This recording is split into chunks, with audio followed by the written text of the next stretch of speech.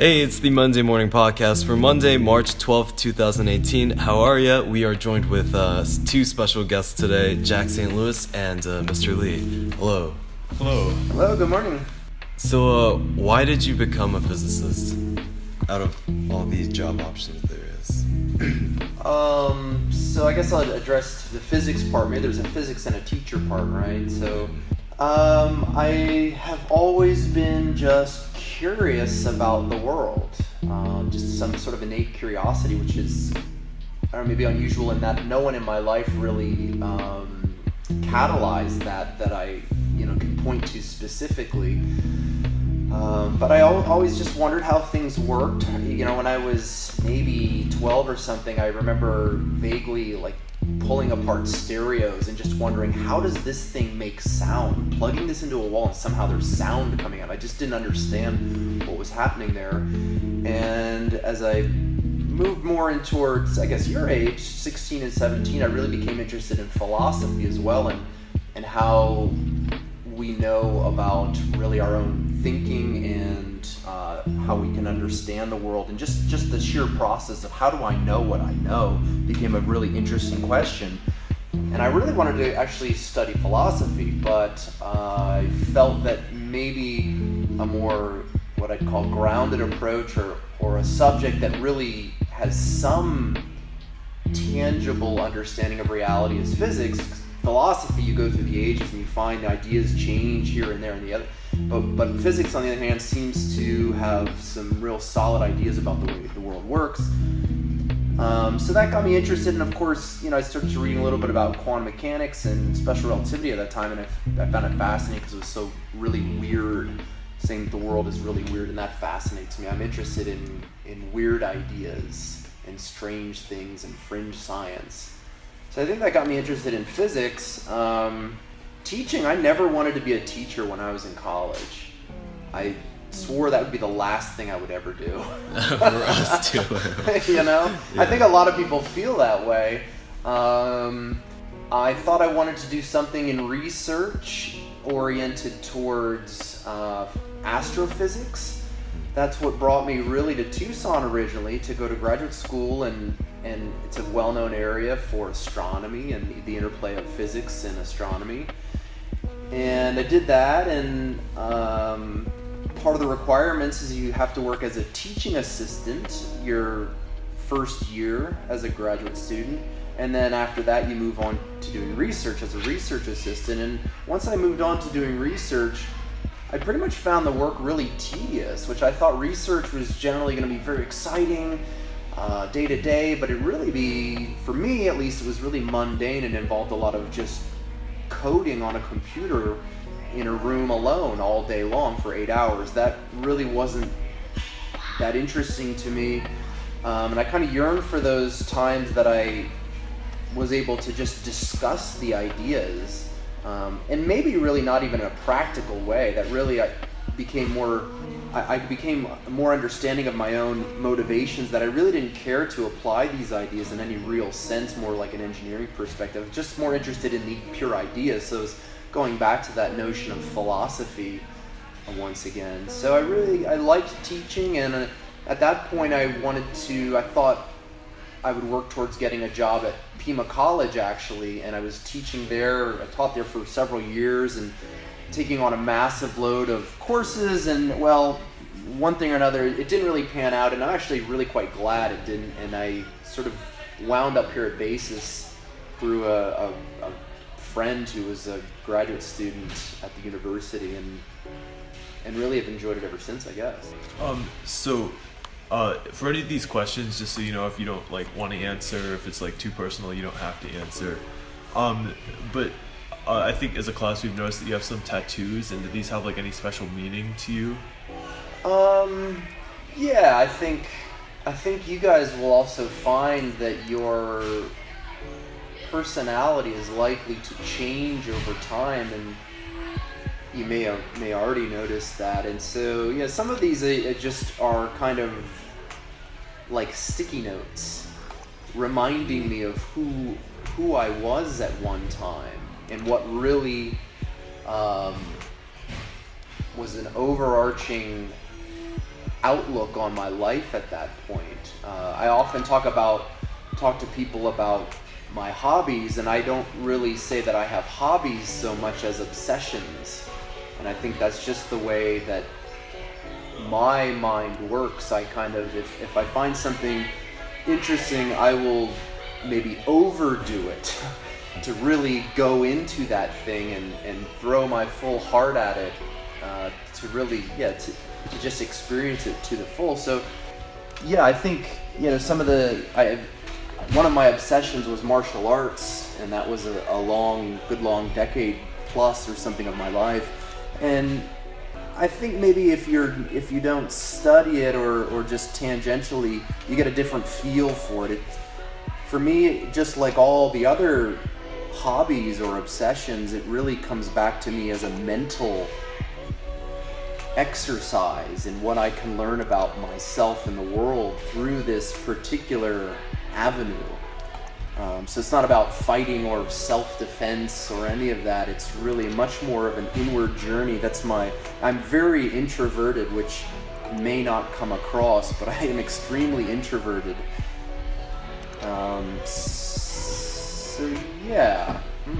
So most of your passions, they come from this idea, like you want to find something within yourself and deeper into. Yeah, I think the direct experience that we all have is the most telling. Everything else is secondary. So for me, a lot of learning about the outside really necessitates going inside to do that. That's really just the way of the introvert, I think. So we crowdsourced some questions. Okay. These are, I guess, a little bit more about your personal life. So again, we can edit these out. I don't know. Some of these are like, why would they ask this? But that's fine. So question 1 is, are you married? I am not married. Do you plan to ever get married in your life? Yes. Oh, this one's fun. All right. So in English class, we had this debate between which time period was better, and it was the 1518 and like present. Okay. Which one do you think is more appealing to you? What are the two categories? 1518. So that's around like the Renaissance. Oh, then versus now. Yeah. Oh, that's a tricky question, and you know my dislike of ranking orders in general. But I mean, I'll speak to that. I think for the great majority, the great mass of men out there, I think today is much better for most of them in terms of living conditions, etc. I hardly could think there's a dispute on that matter alone. I mean, I generally see a progression forward. Maybe that's an optimistic view, but we live much better than kings of 300 years ago. I can source foods from around the world. I can travel and have traveled around the world. I don't worry about disease. I have access to knowledge across the ages. All those things in my mind are extreme benefits of living in our modern society. And then there's certainly, I guess, some cons, and maybe that's what people are bringing up, less connectedness with nature, etc. But some of those, I believe, are maybe choices that we make or that culture maybe forces on us, and it's difficult to wiggle out of that thing. But in terms, I think we have much more choice today. So I'd say today. Yeah. Okay, so this is the last one on this topic. It asks, what would you say is the best age to get married? Jeez. That's an interesting question. Let me state first that my confidence level in answering this question is like 5%. So it's pretty much dismissive, but I would say definitely after 25 years old. And neurobiology shows that your brain is still forming quite, there's a lot of plasticity throughout life, but up until that point, you're changing a lot. And I think a lot of people really feel once you get out of college and to the next step in life, you really start to settle into a different way of thinking, understanding what's important to you. So I don't see young people rushing to get married these days, and I think that's likely a good thing in light of this, but generally I have no clue. I don't know. Who was the most influential person in your life? Well, I guess again, what informs me is science, I guess, and most people say that your personality is, it forms sort of in an exponential graph, that much of it happens early in life, and then those changes decay off quite rapidly. So I guess the person most influential, I'd say, is my mom.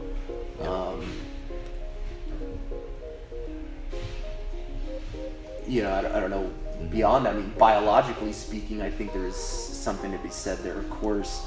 I think maybe the question is really trying to ask who has influenced maybe my mode of being the most, and that's a slightly different nuance on the question. I'd probably still say the same. My mother didn't have the innate curiosity that I think that I possess, not in the same way at least, but I'd say her love of living and just not taking things so seriously has really impacted me. And I think that maybe is what I see, and this maybe is projection, of a lot of people's misery in life. They take themselves too seriously, and life in general. It's just, I think if you step back and maybe laugh a little bit, and I think maybe happiness can be attained a little more easily. So just from like looking around your kind of desk area, and I guess seeing you come in every day, you can tell that you're like a very outdoorsy person. Oh yeah. Have you ever thought about just like running away to the mountains, I do that every weekend. I literally do that every weekend. I'm not kidding. You'd think it's funny, but this is part of the introversion, is that, in class, it's really so much a giving out of energy constantly that it's very draining for someone with my personality type. So the way that I re-energize, this is the definition of introvert, really, is the way you re-energize is to get away from people. And for many introverts, that means going out into nature, and I do that every weekend. I am out in nature, and usually alone.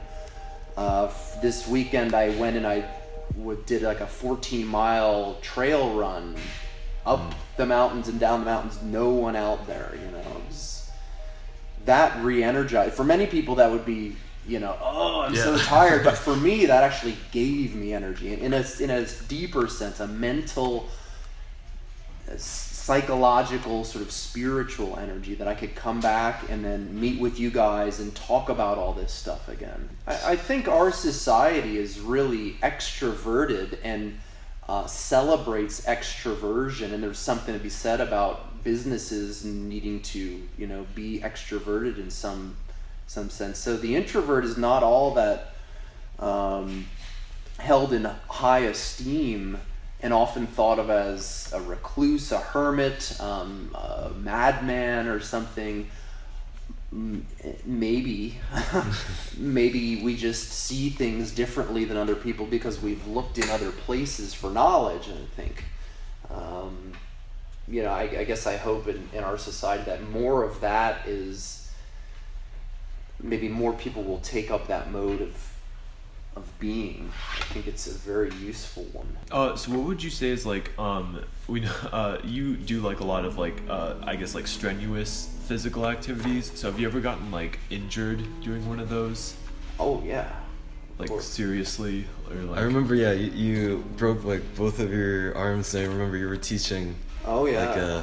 Well, bicycle racing is an extremely dangerous hobby to undertake. I really don't recommend many people do it. I've been injured many times in racing bicycles, and the worst of those was in a race in Phoenix where I broke in one shot both arms, my left elbow, and my left clavicle all at once.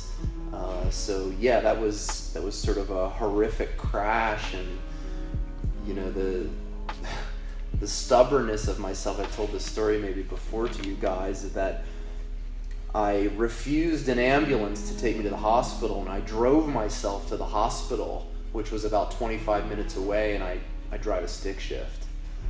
Oh no. Dang. I'm very much about self-reliance. I think that's an important thing to develop. Maybe that's a little extreme though. So what is this red box about? I was reading it. It said ozone.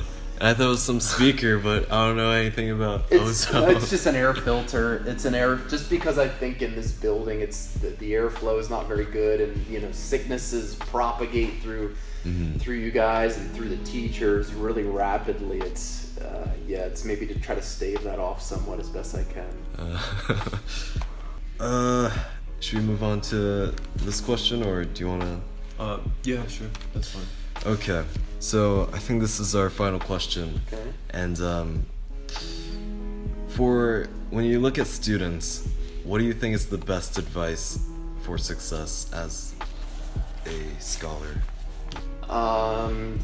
Yeah, it comes back to the same thing. Is I think you should learn who you are to become, to so-called individuate, to somehow break free of the chains of society and culture as best you can. Not saying that all of them are not you, because some of those things maybe are really inherent to you, but to examine those things, you know, the self-examined life is the one that I think is worth leading. And maybe this is a very ultra-Western individual perspective, and there's a weird balance. I've been thinking lately about that notion, that maybe I inherently celebrate the individual above society, and I think there is some balance that, we are social creatures, and we have to look at a broader good for our society. But I guess I think that still comes out of being an individual. I think misery comes out of people buying into someone else's dream. These questions about marriage, I think, are really strange in my mind. Marriage is not it's just something kind of, it'll happen or it doesn't happen, but it's not really all that important in the grand scheme of things. So yeah, I really, it's probably my deepest hope for all of my students is that they can not become, because they already are unique, to understand that they are a very unique kind of individual and possess characteristics that no one else does, and to develop those really, I think, should be the highest goal of anyone. And doing that, I think, will inherently bring happiness. It's this notion, it's really, I think, comes out of my love of Jungian psychology and the notion of discovering the self, with the capital S, and the process of kind of spiraling in through your life.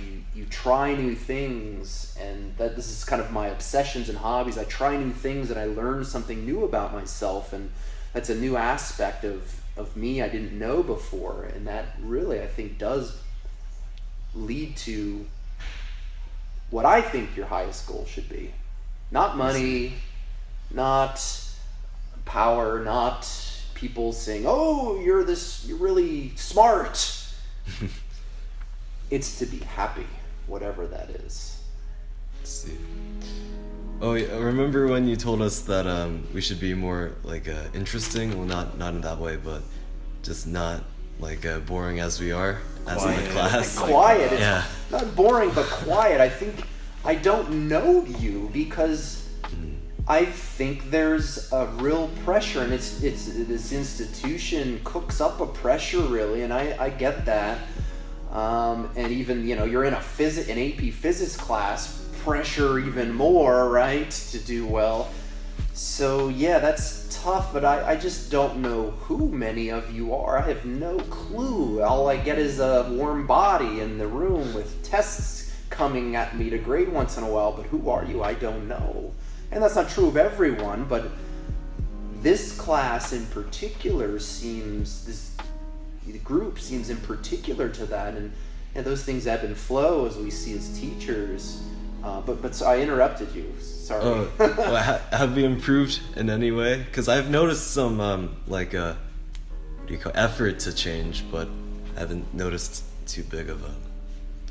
I think there's been a shift. It's subtle. I think the shift has been that there's a more relaxed atmosphere at times, and maybe it's in the incubation stage where at the beginning of class, most notable, students are more chatty and relaxed, and they don't sort of sit at attention as soon as I come to the front of the room. And so, it's different, at least. It eats up some classroom time, sure, but maybe this is the sowing of the seeds to allowing people to express themselves a little more freely. So I try not to shut that down so much, so we can get on with the day's curriculum, so much. And I hope it continues. You're all young, I guess, in my minds, and still figuring ways out. I just hope that I can impart on you encouragement to do that. If nothing else, just know that people want you to do that, and think it's important that you find out who you are, not who your parents want you to be, not who I want you to be, etc., but who you are. And that's a tricky question. And maybe, those of us that sit in quiet spaces alone, I think, are confronted with that question more readily, because you're not distracted by external stimuli, influences, culture, etc. So I hope more people will take that up. Thank you for being on the podcast. It was very interesting, and thank you, Jack, for helping me out. Yeah, no problem. Thank you guys. I really appreciate it. It was fun.